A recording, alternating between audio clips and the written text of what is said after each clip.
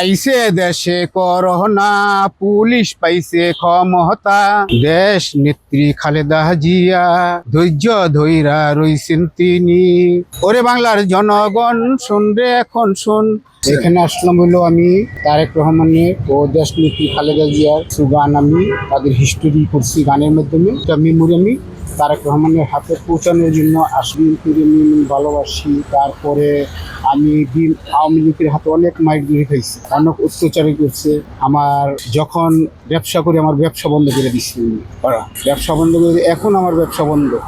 PVC পাইপের ব্যবসা করি, এই ব্যবসাটা আমার বন্ধ এখন। ওইটা যখন আল্লাহ পাকে যা করে ভালো করে, এখন আসার উদ্দেশ্য এই মেমোরিটা তার হাতে আমি পৌঁছাতে পারলে আল্লাহর দরবারে লাখ লাখ শুকর। এই কথা না, অনুভূতি আমার কিচ্ছুই নাই। আমি আল্লাহর দরবারে লাখ লাখ শুকর আদায় করি কি আমি গানটাই করছি, এই গানটা ওনার হাতে পৌঁছাতে পারছি, উনি বাঁচায় রাখবো এই লোকটা, এছাড়া আর কিচ্ছু না। আপনি গান করছেন? হ্যাঁ, গান আমি আমার গানের থেকে যেটা আমি লিখে দিয়েছি তারপরে ওটা বিপরীত ভাবে দিয়েছে। যেরকম গানটা আমি বলতেছি, দেশ নেত্রী খালেদা জিয়া ধৈর্য ধৈরা রইছেন তিনি, জিয়া হইছে দেশের প্রেমিক কোদাল দিয়া কাটছে মাটি, দেশ নেত্রী খালেদা জিয়া ধৈর্য ধৈরা রইছেন তিনি। তারেক রহমান রইছে লন্ডনে, কোকো মরছে মালয়েশিয়ায়, দেশ নেত্রী খালেদা জিয়া ধৈর্য ধৈরা রইছেন তিনি।